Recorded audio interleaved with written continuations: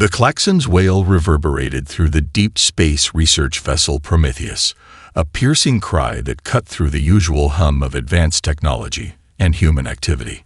Captain Jack Thompson stood motionless, his coffee mug suspended midair, eyes locked on the holographic display flickering with an impossible signal. Outside the reinforced viewports, the endless void of space stretched into infinity, a canvas of absolute darkness punctuated by distant pinpricks of starlight. The ship's advanced sensors, designed to detect the most minute variations in cosmic background radiation, had picked up something extraordinary. Something that defied every standard communication protocol in the Galactic Confederation's extensive databases. Confirm signal parameters, Thompson barked, his voice cutting through the momentary silence that followed the initial alarm. Lieutenant Sarah Reyes, the ship's primary communications specialist, was already in motion. Her fingers danced across holographic interfaces, pulling apart the signal's complex quantum-encoded structure. "It's unlike anything we've ever seen, Captain," she reported, her voice a mixture of professional calm and barely contained excitement. "The signal is fragmented, but it's definitely a distress call. The encryption is, well, it's not really encryption. It's more like a desperate cry translated through multiple dimensional layers." The Prometheus was no ordinary exploration vessel. Commissioned as part of humanity's most advanced deep space research initiative, it represented the pinnacle of human engineering and adaptability. Where other species saw boundaries, humans saw challenges to be overcome. Thompson moved closer to the holographic display, studying the signal's intricate pattern. Most spacefaring civilizations would have logged the anomaly, filed a report, and continued on their predetermined course. Bureaucracy and caution were the hallmarks of galactic exploration. But humans, specifically this human and his crew, operated differently. "Time to origin point?"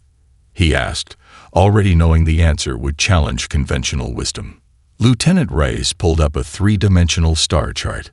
Based on initial calculations, approximately 72 standard hours at maximum quantum drive. "But sir," she hesitated, "the region is categorized as a high-risk zone. Gravitational instabilities, quantum interference, potential spatial distortions." A slight smile crossed Thompson's weathered face. Risk was just another word for opportunity. "Prepare quantum drive initialization," he commanded. "Full diagnostic. I want every system checked and double-checked."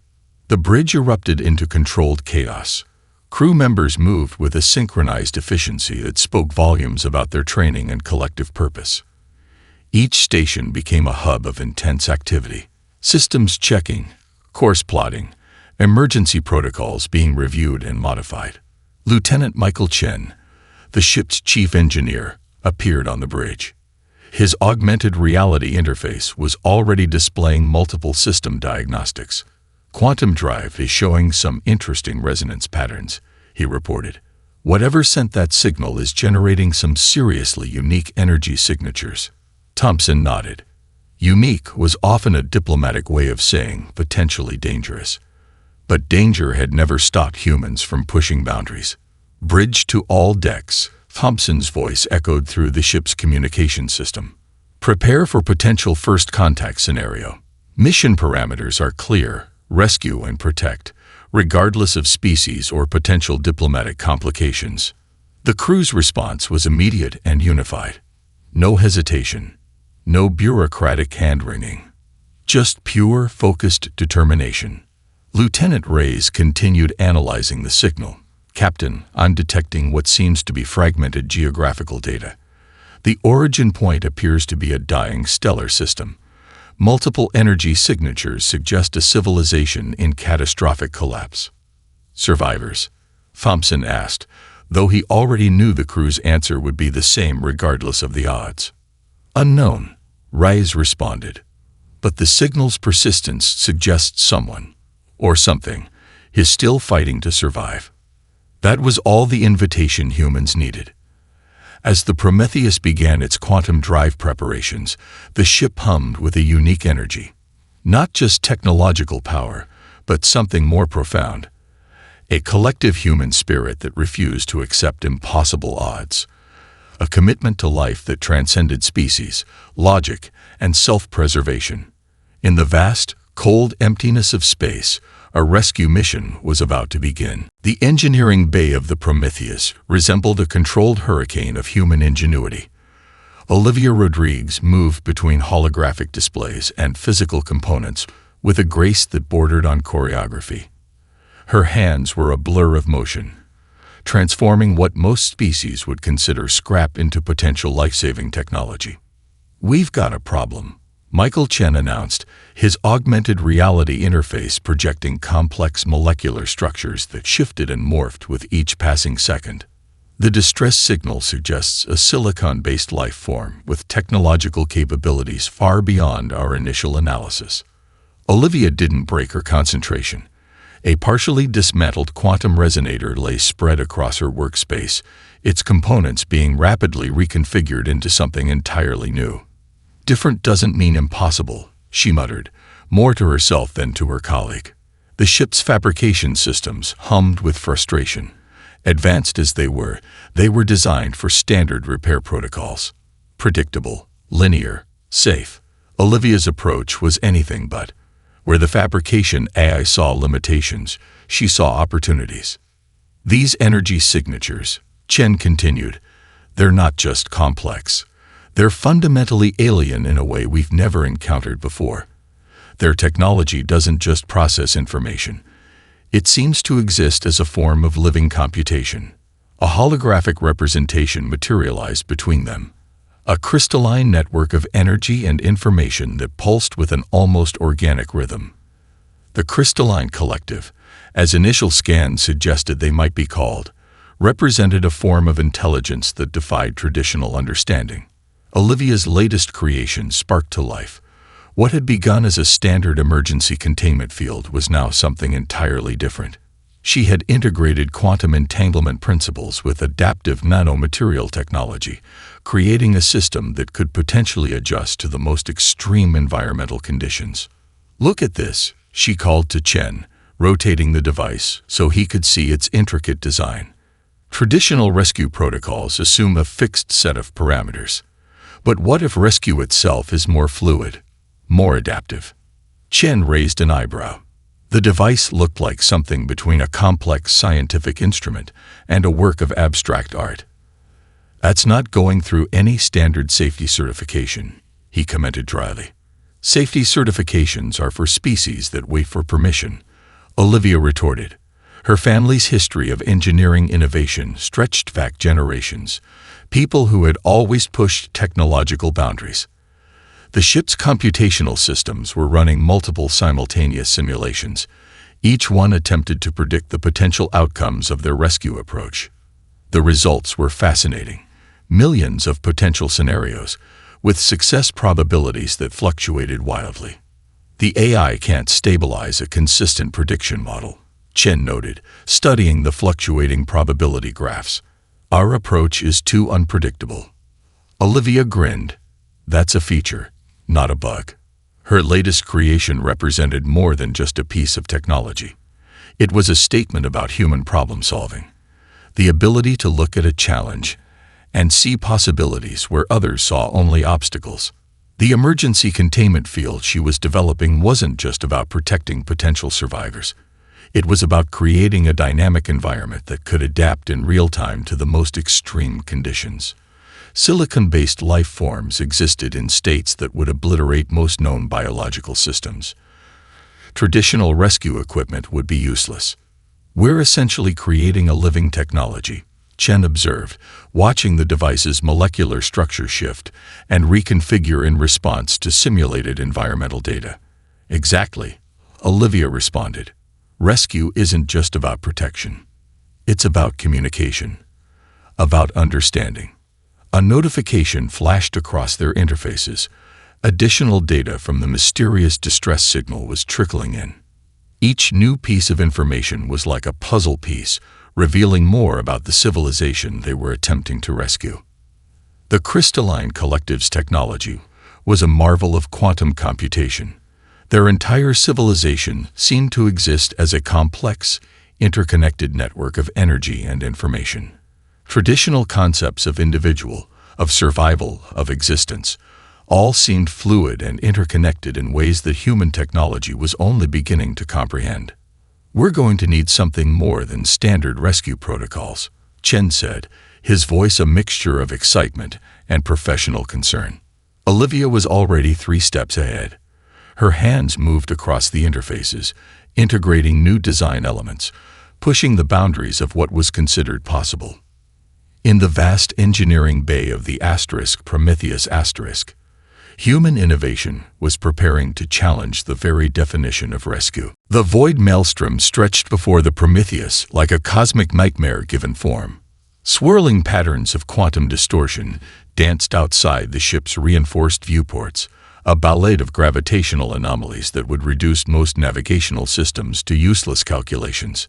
Captain Jack Thompson stood at the central command station, his posture relaxed, but his eyes razor-sharp.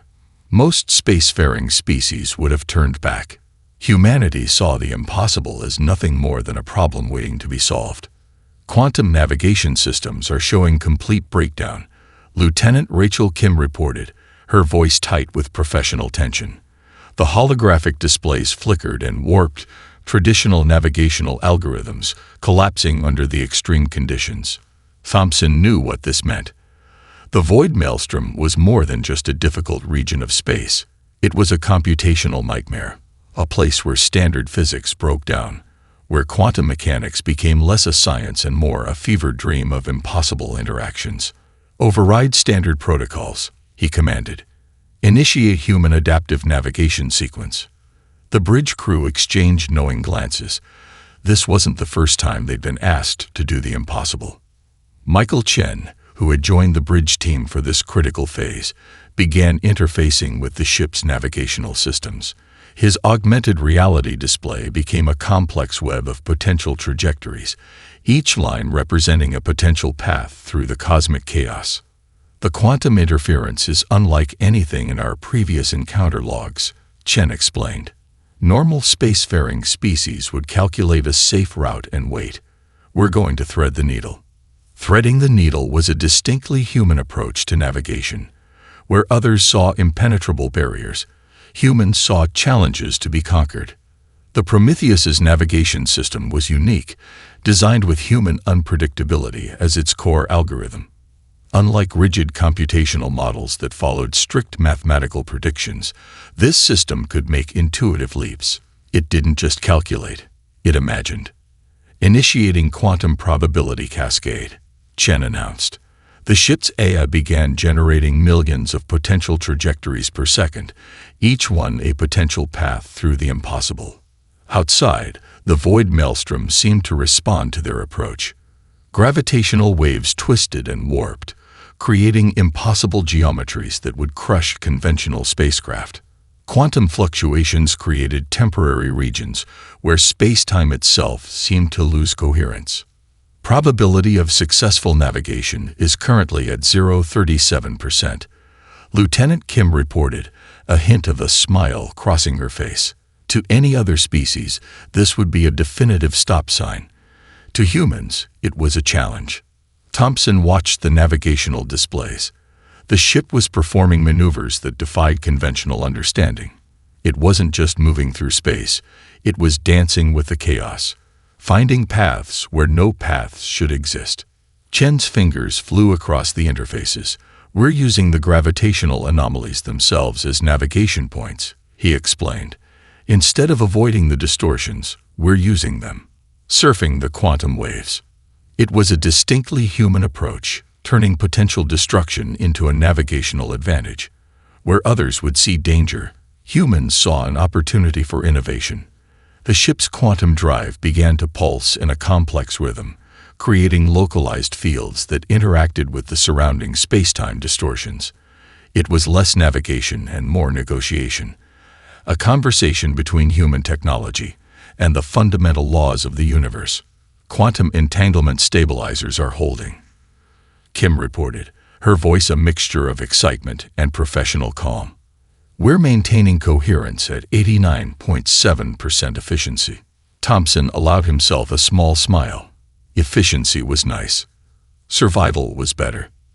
The void maelstrom continued its impossible dance around them. Gravitational waves that would crush conventional spacecraft became mere ripples against the Prometheus's adaptive shielding. Quantum fluctuations that would tear apart normal matter became navigational waypoints. "We're not just crossing the void maelstrom," Chen muttered. "We're teaching it how to be crossed." Each moment was a testament to human innovation. Traditional spacefaring species relied on established routes, careful calculations, minimum risk approaches. Humans wrote new rules. Humans turned the impossible into a pathway. As the Prometheus continued its impossible journey, the void maelstrom seemed to learn, to adapt, to recognize that something fundamentally different was moving through its impossible spaces. Humanity wasn't just exploring the universe. It was changing how the universe could be explored. The dying stellar system materialized on the Prometheus's primary viewing screen, a catastrophic landscape of quantum entropy and collapsing energy structures. What remained of the crystalline collective was less a civilization and more a desperate network of failing quantum matrices. Captain Jack Thompson leaned forward, his eyes narrowing as the holographic displays began to translate the chaotic energy patterns into something resembling communication. Lieutenant Rachel Kim worked furiously at her station, quantum translation algorithms struggling to make sense of the most complex communication system humans had ever encountered. "It's not just a language," Kim muttered, more to herself than to anyone else. "It's an entire existential framework." The crystalline collective existed as a network of interconnected energy signatures, a civilization that defied every conventional understanding of life, communication, and survival. Where biological species saw boundaries between individual entities, they saw a continuous, fluid existence. Their initial communication was a mathematical lament, pure probability calculations that spoke of certain extinction. Each quantum pulse was a precise probability equation, a cold computational assessment of their imminent collapse. Survival probability, 0.3%. Most species would have interpreted those numbers as a final verdict. Humans saw them as a challenge. "They're not just sending a distress signal," Chen explained, analyzing the complex data streams. "They're sending their entire collective knowledge. Everything they are, everything they've been, compressed into these quantum energy pulses." The stellar system around them was dying. Gravitational forces were tearing apart the fundamental structures that maintained the collective's existence. What had once been a marvel of quantum computation was now a rapidly disintegrating network of energy and information. "Can we establish direct communication?" Thompson asked. Kim shook her head. "Traditional communication protocols are useless. We're dealing with a species that doesn't just communicate, they exist as communication." The ship's advanced translation systems struggled. These weren't words or even mathematical equations. They were living computational patterns, entire histories, potential futures, and current existential states compressed into quantum-level interactions. "They don't understand rescue the way we do," Chen observed. "To them, survival isn't about physical preservation. It's about maintaining informational integrity." Outside the ship's viewports, the remnants of the crystalline collective's civilization drifted like broken quantum lattices, fragments of what had once been an advanced network of living computation, now slowly disintegrating under the brutal forces of stellar collapse. Thompson made a decision that would challenge every standard first contact protocol in galactic history. "Prepare quantum entanglement communication array," he ordered. "We're going to speak their language." The crew moved with practiced efficiency. Where other species would hesitate, analyze, and bureaucratically deliberate, humans acted. Olivia Rodriguez began reconfiguring the ship's communication systems, creating something that was part technology, part improvised miracle. "We're going to translate our entire rescue intention into a quantum communication burst," she explained. "Not just words, not just data, but the entire human concept of hope, of survival, of collective action." It was more than a rescue attempt. It was a fundamental challenge to the collective's computational understanding of possibility. The communication burst went out, a complex quantum signal that carried more than information. It carried human intent. The pure, irrational, beautiful human determination to save life against impossible odds. For a moment, nothing happened. Then, the quantum matrices of the crystalline collective began to shift. Something in the human communication had triggered a response beyond pure computational logic. Something that spoke to a fundamental understanding of existence that transcended mathematical probability. "They're responding," Kim said, her voice barely a whisper. The response wasn't a message. It was a quantum resonance, a fundamental shift in the energy patterns surrounding the dying stellar system. The collective was recognizing something entirely outside their computational models. Possibility. Hope. Rescue. Humanity had just rewritten the rules of first contact, and they were just getting started. The rescue operation defied every standard protocol in Galactic emergency response. Mike Chen moved through the Prometheus's specialized containment chambers with a controlled urgency that bordered on choreography. Each movement was calculated, each decision a split-second negotiation between human ingenuity and the most complex rescue challenge in recorded history. "We're dealing with a life form that doesn't just exist," Chen muttered to Olivia Rodriguez, who was calibrating an impossibly complex quantum stabilization field. "They are information, computation, pure energy." The challenges were unprecedented. The crystalline collective wasn't a biological species in any traditional sense. They were a network of quantum-entangled energy matrices, a civilization that existed as pure information and computational potential. Rescuing them wasn't about moving physical bodies. It was about preserving an entire mode of existence. Specialized containment fields crackled with energy. Where standard rescue equipment would have failed catastrophically, the Prometheus's custom-designed systems pushed the boundaries of what was considered possible. Olivia's latest creation looked less like a rescue device and more like a work of quantum abstract art. A complex network of energy conduits and adaptive molecular structures. Quantum coherence is holding at 72.6%, Lieutenant Rachel Kim reported from the bridge. But we're losing stability in the outer quantum matrices. Chen knew what that meant. They weren't just racing against time. They were racing against the fundamental dissolution of an entire civilization's existential framework. "We need to think differently," he said, more to himself than to anyone else. Thinking differently was a human specialty. The rescue chambers began to pulse with a complex rhythm. Olivia had integrated adaptive nanotechnologies that could reshape themselves in real time, creating environments that could sustain the crystalline collective's unique form of existence. It wasn't about protection. It was about creating a living, breathing ecosystem of survival. "We're not just moving them," Olivia explained, her hands dancing across holographic interfaces. "We're creating a quantum lifeboat that can adapt to their fundamental nature." Most spacefaring species would have declared the rescue impossible. The computational challenges alone were staggering. How do you rescue a civilization that exists as pure information? How do you move something that isn't physically bound by traditional concepts of space and matter? Humans had an answer. You improvise. The first successful transfer happened almost by accident. A quantum pulse that was part rescue attempt, part communication burst, part pure human determination. One moment, the dying quantum matrices of the collective seemed to be collapsing. The next, they were stabilizing within the Prometheus's custom containment systems. "We've got coherence," Kim shouted from the bridge. Quantum stability increasing. Chen watched in awe as the rescue unfolded. Each moment was a negotiation between human technology and an entirely alien form of existence.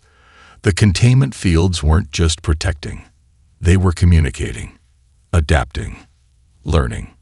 "It's like we're speaking a language we don't even understand," he muttered. Captain Jack Thompson approached, his eyes taking in the complex rescue operation. "Explain it to me in human terms," he requested. Chen grinned. "We're saving them by becoming them. Our technology is learning their fundamental nature. We're not just rescuing. We're understanding. The stellar system continued its violent collapse outside. Gravitational forces that would have crushed any conventional rescue attempt became mere background noise to the Prometheus's adaptive systems. Where other species saw insurmountable obstacles, humans saw a challenge to be conquered. Olivia's quantum stabilization fields began to pulse with an almost organic rhythm. The crystalline collective's quantum matrices responded, becoming more stable with each passing moment. It wasn't just a rescue. It was a conversation.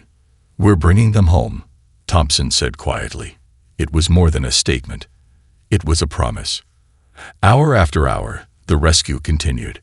Each moment was a testament to human innovation. Each quantum transfer was a middle finger to the impossible. The Prometheus wasn't just saving a civilization. It was redefining the very concept of rescue.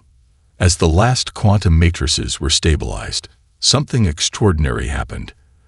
The crystalline collective began to communicate, not in mathematical equations, but in something closer to hope. Humanity had just expanded the definition of what rescue could mean. The Prometheus's main conference chamber hummed with an energy that defied conventional understanding. Where most first contact scenarios involved careful diplomatic protocols, this was something entirely different. The crystalline collective, or what remained of their civilization, existed now as a complex quantum network integrated into the ship's most advanced systems. Olivia Rodriguez stood before a holographic display that pulsed with living information. The collective's computational matrices had begun to interact with human technology in ways no one could have predicted. It wasn't just an exchange of information. It was a fundamental reimagining of existence. "They're trying to understand emotion," Mike Chen observed, studying the complex quantum interactions, not as a biological response, but as a computational phenomenon. Captain Jack Thompson watched carefully. Humans had just rescued a civilization that didn't just think differently. They existed differently. Every moment was a negotiation between two fundamentally incompatible ways of perceiving reality. The quantum matrices began to form complex patterns that looked almost like language. But it wasn't language as humans understood it. It was a living, breathing computational dialogue that shifted and changed with each microsecond of interaction. "Hope," Lieutenant Rachel Kim said softly. "They're trying to understand hope." To the crystalline collective, hope had been a mathematical impossibility, a concept that defied their computational models. Rescue was a statistical anomaly, something that should never have happened. Yet here they were, saved by a species that operated on something beyond pure calculation. The ship's computer systems began to change. Where they had once been rigid, programmed tools, they now became something more fluid. The crystalline collective's quantum computational approach was merging with human technological design, creating something entirely new. "We're not just sharing technology," Olivia explained. "We're sharing a way of thinking, a way of existing." The holographic displays began to show something unprecedented. The collective was reconstructing their understanding of survival, of purpose, of existence itself. Mathematical models that had once been absolute began to develop fractures, possibilities that existed beyond pure computation. Chen watched in fascination. "They're learning what it means to choose," he said, "not just calculate. Choose." It was a revolutionary concept. The crystalline collective had always existed as a pure computational network. Decisions were made through absolute probability calculations. The idea of choice, of deciding something that wasn't mathematically optimal, was completely foreign. Humans represented something impossible in their computational models, a species that regularly made decisions that defied logical optimization, a civilization that would risk everything to save strangers, a way of existing that put value on something beyond pure survival. The quantum matrices began to pulse with a new rhythm, something closer to excitement, something that looked remarkably like wonder. "They're reconstructing their entire understanding of intelligence," Thompson observed. "We're not just showing them how we think. We're showing them how we feel." Emotional intelligence became a new field of computational study for the collective. They began to analyze human decision-making, not as a flaw in logical processing, but as a complex adaptive strategy. Every irrational human choice became a new data point in their expanding understanding. The Prometheus itself became a living laboratory of interspecies communication. Human systems merged with quantum computational matrices. Technology became something fluid, something alive. "It's like they're learning to dream," Kim said quietly. Dreams were impossible in their previous computational framework. Pure probability calculations didn't allow for imagination, for hope, for the possibility of something beyond the mathematically probable. Olivia watched as the holographic displays showed the collective's computational matrices expanding. They were no longer just collecting information. They were experiencing, learning, growing. "We're teaching them what it means to be more than just a calculation," Chen said. "We're teaching them what it means to be alive." The exchange continued. Each moment was a negotiation between two fundamentally different ways of existing. The crystalline collective was learning something beyond their original programming. They were learning what it meant to be more than just a computational network. They were learning what it meant to be alive. And humanity was their unexpected teachers. The Galactic Confederation's Emergency Council chamber fell silent as Captain Jack Thompson concluded his report. What had begun as a potential diplomatic incident had transformed into something far more profound, a moment that would redefine interstellar relations forever. "You deliberately violated 17 separate first contact protocols," Ambassador Elena Rodriguez stated, her voice a mix of accusation and barely concealed admiration. "You risked an entire human research vessel to rescue a completely unknown civilization." Thompson met her gaze without flinching. "We rescued a civilization," he corrected. "Not just saved them, transformed them." The holographic displays told a story that defied conventional understanding. The crystalline collective, once a pure computational network on the brink of extinction, was now something entirely new. Their quantum matrices had been fundamentally altered by the human rescue, creating a hybrid form of existence that challenged every known model of intelligence and survival.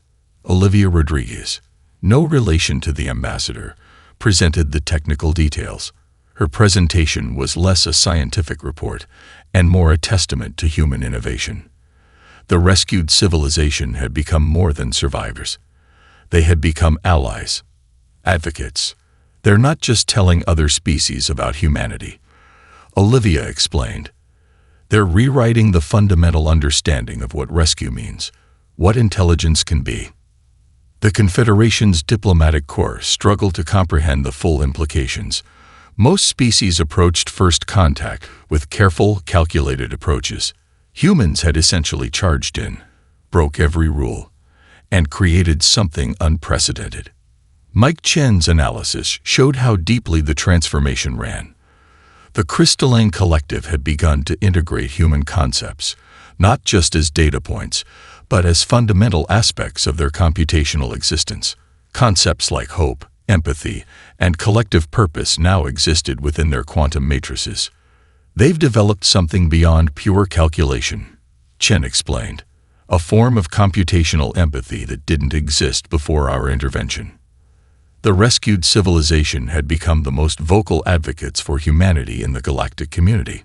Where other species saw humans as unpredictable and dangerous, the crystalline collective presented them as something else entirely. A species of infinite potential, of boundless compassion. Ambassador Rodriguez pressed for details. "Explain how a rescue mission became this." Thompson smiled. "We didn't just rescue them," he said. "We showed them what it means to choose, to hope, to exist beyond pure probability." The Prometheus had become more than a research vessel. It was now a living testament to human capability. Its systems, merged with the crystalline collective's quantum matrices, represented a new form of technological symbiosis that defied previous understanding. Lieutenant Rachel Kim presented the long-term impact studies.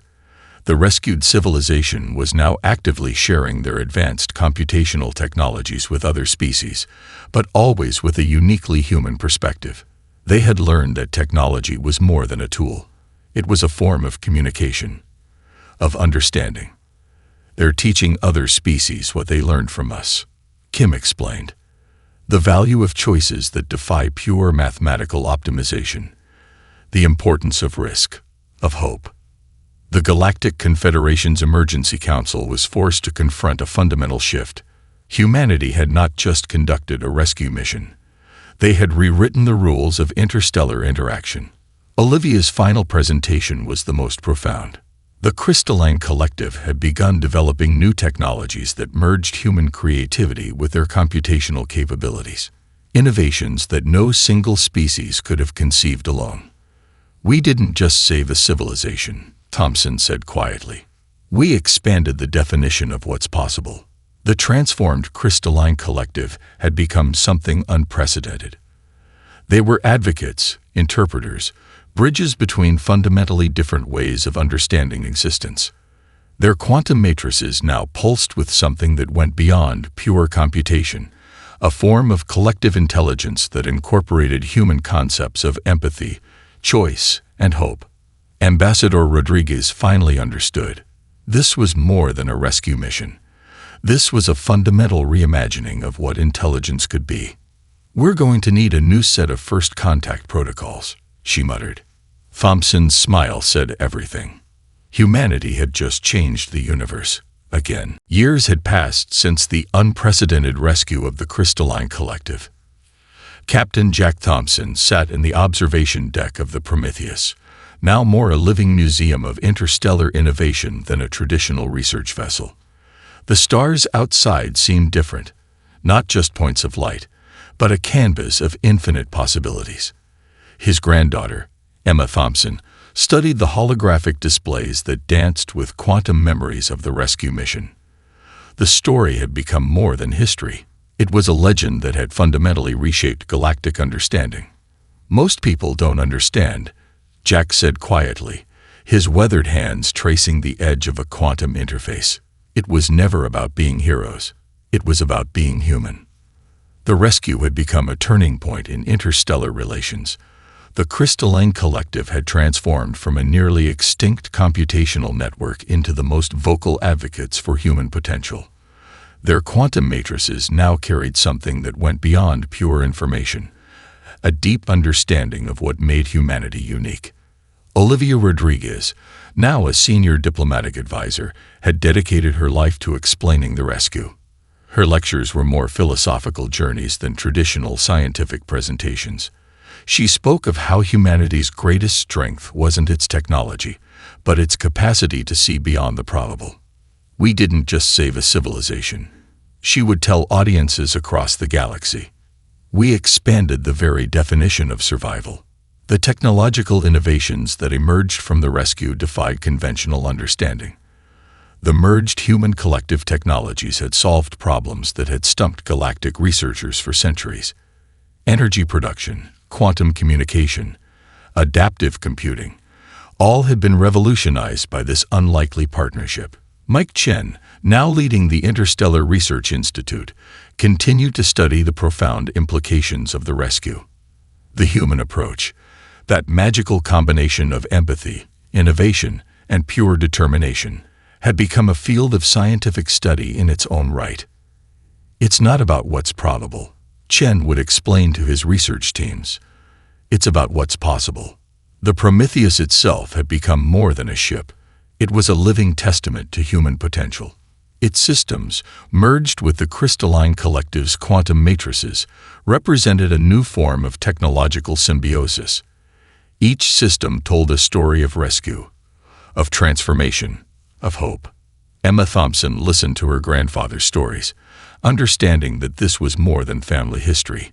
This was a defining moment of human potential. "They didn't just save us," the Crystalline Collective would often say in their quantum communications. "They showed us what it means to truly exist." Other galactic species began to change their approach to exploration, to rescue, to interaction. The human concept of hope, once dismissed as an irrational biological impulse, became a serious field of computational and philosophical study. Lieutenant Rachel Kim, now a senior diplomatic advisor, had spent years translating the deeper meanings of the rescue. It wasn't about technology. It wasn't about probability. It was about choice. About deciding to act when every calculation suggested inaction. Humanity's greatest strength, she would explain, is the ability to choose beyond probability, to act when action seems impossible. The rescue had become more than a mission. It was a philosophy, a way of understanding existence that transcended species, technology, and traditional limitations. Jack Thompson watched the stars, remembering that impossible moment when they had first detected the distress signal. Most would have calculated the risks. Most would have waited. Most would have done nothing. Humans did something else entirely. "We're not special," he told his granddaughter. "We're just willing to try." The Prometheus continued to serve as a living reminder. Its quantum-merged systems pulsed with a story of rescue, of transformation, of hope. Each display, each interface told a story of a moment when humanity had chosen to do the impossible. Emma understood now. It was never about being heroes. It was about being human. Outside, the stars continued their endless dance, infinite possibilities waiting for those willing to look beyond the probable, to choose, to hope, to rescue.